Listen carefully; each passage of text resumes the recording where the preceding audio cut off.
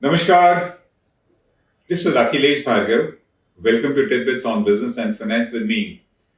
As the biggest spender, the government is the biggest business provider in any nation, and India is no exception. But then dealing with the government comes with its own risks and challenges, particularly and more so in India.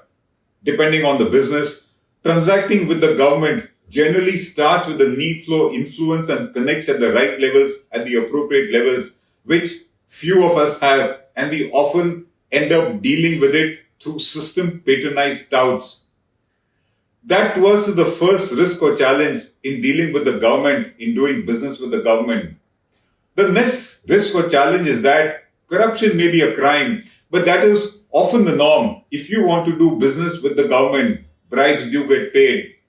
Further, the unending and frustrating red tapeism and multiple authorities are actually meant to ensure that the law is followed and the procedures are strictly adhered to. But experience says that it is often not so. Procedures do get bypassed. With tendering and L1 being the rule, profits are generally not easy to earn in any government business unless you cheat and collude with the netas and the babus, which also generally happens.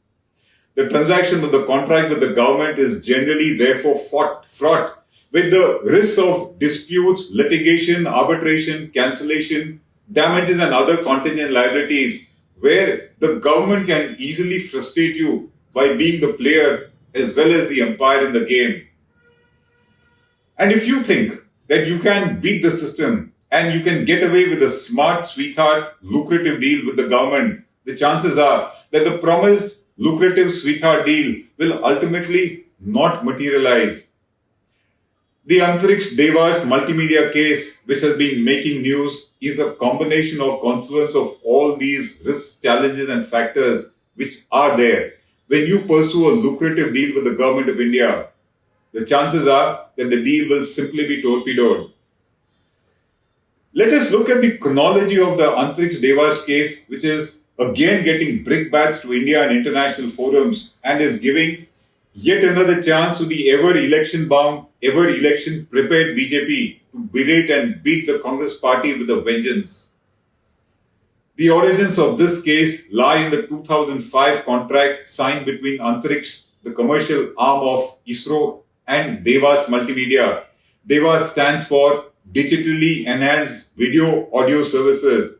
So the contract was for providing broadband multimedia wireless services to the remote areas of India. The Bengaluru headquartered Devas has been promoted by former top scientists of ISRO, and it was funded by Deutsche Telekom and a Mauritius-based fund called Columbia Capital. Money was coming from abroad in a big way in order to fund this company. The contract or the agreement between Antrix and Devas was signed under the terms and conditions and protection of the India-Germany Bilateral Investment Treaty and the India-Mauritius Bilateral Investment Treaty. The contract between the two parties broadly stipulated that, first, ISRO would lease 90% of the transponder space on two yet-to-be-launched communication satellites called GSAT-6 and GSAT-6A, estimated to cost ISRO about 767 crores, and these were to be leased out for a lease rent of just 167 crores to be paid by Devas to ISRO. The second, ISRO allocated 70 megahertz of bandwidth out of its 150 megahertz bandwidth space in the exclusive S-band strategic spectrum, which is generally reserved in India for its security forces and for the telecom PSUs like BSNL and MTNL. And the third, Devas was to pay $300 million to ISRO over a 12-year period for the S-band space to be provided to it. This contract was incidentally immediately approved by the FIPB, and Devas also soon received the Internet Service Provider license from the Department of Telecommunications. Someone in the government was clearly working for it. The features of the deal which made it a non-starter according to us and which have got it the tag of being a fraud were many. The first one, the tendering process and calling for bids was not followed and it was given a go-by. The second, Antrix agreed to lease out 90% of the transponder space on its critical communication satellites to a single party and that too at a loss, receiving only 167 crores as lease rent for satellites, which were estimated to cost 767 crores plus to ISRO. The third one, the technology and the devices for the proposed wireless broadband multimedia services had not yet been developed by Devas, and yet Antrix went ahead with the deal. The reports say that Devas is yet to develop the same even now. The fourth one, a satellite launch has its own uncertainty, and yet Antrix contractually committed itself to Devas for transponder space on yet to be launched two communication satellites. The fifth, and pretty critical, the Union Cabinet and thus the Cabinet Committee on Security was not even aware of this surreptitious deal which was done in such a shady manner. The next one, ISRO dubiously leased out the valuable and exclusive S-band spectrum which is meant for India's security and strategic use only, and that too to a company which had been promoted using foreign investment. The seventh one, Devas brought in overseas share capital in violation of FEMA and FIPB regulations. The capital did not come in as per the terms and conditions which were approved by FIPB. And finally, the deal for Devas was too good to be true in our opinion, and it thus raised suspicions of corruption and favoritism. What happened after this transaction was signed? Nothing materially moved on the deal for 6 years after it was signed. Neither were the satellites launched by ISRO, and nor was the technology or devices even developed by Devas. But Devas did get in about 578 crores of rupees of foreign funds between May 2006 to June 2010 in violation of FEMA and in violation of the FIPB approval conditions which mandated them. By then, the infamous 2G scam had already roiled India, putting the Manmohan Singh government on a shaky wicket. Allegations soon circulated that the Antrix-Devas deal was a scam and it was for a quid pro quo. In February 2011, the CAG reported the 2G scam, and so did the Hindu newspaper allege massive irregularities in the agreement between Antrix and Devas, including financial mismanagement, conflict of interest, non-compliance of rules, and also favoritism, which was very apparent on the entire terms of the deal. The UPA government promptly cancelled the Devas deal on the heels of the 2G scam, citing security reasons, corruption allegations, and underpricing of the S-band spectrum, and not for reasons that the entire deal was a fraud. And that was, of course, certainly to protect someone big in the system. That, to us, is very clear. This sudden cancellation of the contract by the UPA meant political ramification and also meant yet another round of international litigation, with Devas and its shareholders seeking suitable compensation for this sudden cancellation of the contract. Both the parties, upon cancellation of the contract, which is the Government of India and Devas, went into an overdrive in order to protect their interests. So what did the government do? Let's talk about that first. In 2014, the government appointed the CBI and the Enforcement Directorate to investigate the deal, which apparently had too many misconduct, malpractices, and violations. In 2016, the CBI filed a charge sheet against the former ISRO chairman and Devas officials alleging fraud. In 2018, the Enforcement Directorate filed a charge sheet alleging FEMA and money laundering offences. In Jan 2021, Antrix filed a petition seeking winding up of Devas under the Companies Act. The NCLT promptly ordered its liquidation, observing that Devas was incorporated only to collude with officials to bring foreign money into India and to dubiously divert it to other countries. The NCLT said that Devas was formed in a fraudulent manner and it thus deserved to be wound up. In September 2021, the NCLT upheld the NCLT order and said that a fraud has been committed, and that is apparent on the face of every record available before it. So the NCLT approved the NCLT order. Now was the turn to go to the Supreme Court. In Jan 2022, the Supreme Court upheld the order of the NCLT and said that if the seeds of a commercial relationship between Antrix and Devas were a product of fraud perpetrated by Devas, then every part of the plant that grew out of these seeds, such as the agreement, the disputes, the arbitral awards, etc., are all infected with the poison of fraud. A product of fraud, according to the Supreme Court, is in conflict with the public policy of any country, including India.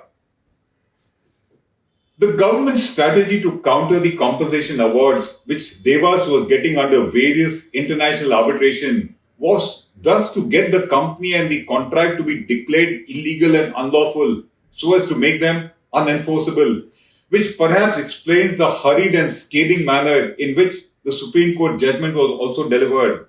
The journey from the NCLT to the Supreme Court order was just about a year, which is unheard of very often in Indian judiciary.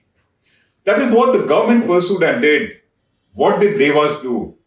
While the government was pursuing the matter before the Indian courts, Devas chose to do it in overseas forums, seeking compensation under the German and Mauritian bilateral investment treaties with India.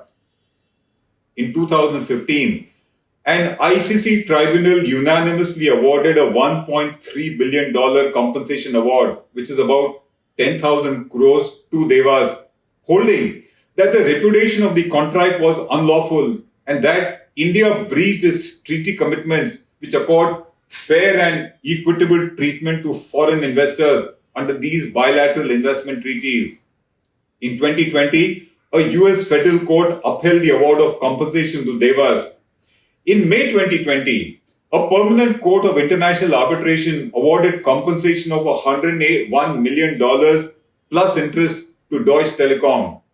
Then, in October 2020, a UN International Trade Tribunal awarded a compensation of $100 million to the Mauritian investors of Devas Multimedia.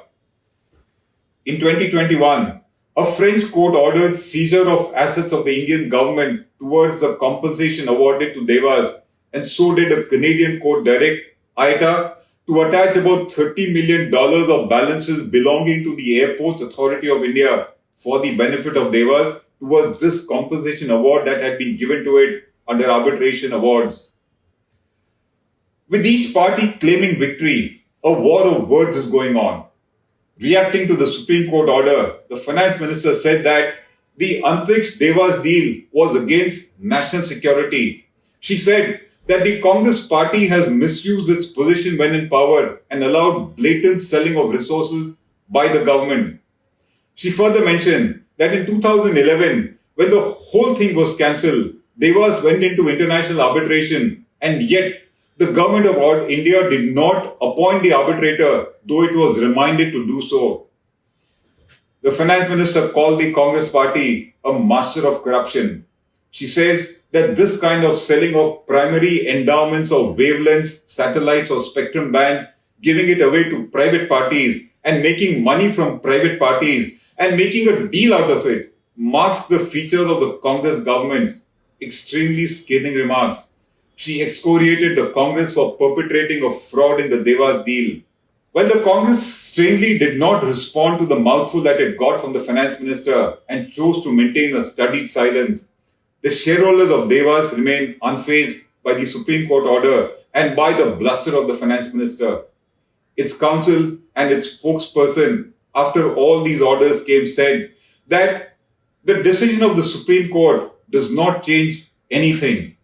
The Modi government, according to them, and the Indian courts cannot rewrite the facts. Their flimsy allegation of fraud, they say, cannot stand up in the courts outside India. Their counsel and their spokesperson further said that we have already entered liens or obtained seizure or garnishment orders on tens of millions of dollars of Indian state assets overseas. Courts around the world, they said, will see through the sham proceedings of the Modi government strategy. They further say that the Devas shareholders will continue to enforce the arbitral judgments till they are paid. The Modi government, it says, was wise to settle with Cain because it is futile to continue evading payment on arbitral awards, and that they have been upheld in every instance. According to them, a better approach for the Modi government would be to return to the negotiating table and continue with the settlement talks. So while the finance minister took an aggressive stand, the shareholders, the council, the spokesperson of Devas was completely unmoved and unfazed. The fact is that the Antrix-Devas deal made no sense for India, whether commercially, whether legally, or in terms of its security, giving away its strategic S-band spectrum for a pittance. In fact, it was not meant to be given away this way. A decade has passed and charge sheets have been filed after years of investigation. But to us, they all fail to answer the most important point, which is that such a deal, which rampantly violates the law, which even blatantly bypasses the Union Cabinet and the Cabinet Committee on Security, to which all the government departments hurriedly give approvals, including the FIPB, the Finance Ministry, the Department of Space, and the Department of Telecommunications, and for which the government is willing to bear a huge loss, cannot be the handiwork of just some corrupt few officials in ISRO and Antrix as is alleged, or it cannot be for their sole benefit only. The mastermind, the godfather, and the beneficiary of this atrocious and outlandish deal has to be at the highest levels of the ruling political system. And who is that person remains unanswered till date. In the meanwhile, since the Devas agreement was reckless and thoughtless, expect the government to lose its case and perhaps finally settle it like it did in the case of Kane Energy. It seems to be fighting a losing battle if you go by the facts of the case, if you go by the way the entire contract and agreement was signed and approved. This is Akhilesh Bhargava signing off till we meet again. Namaskar.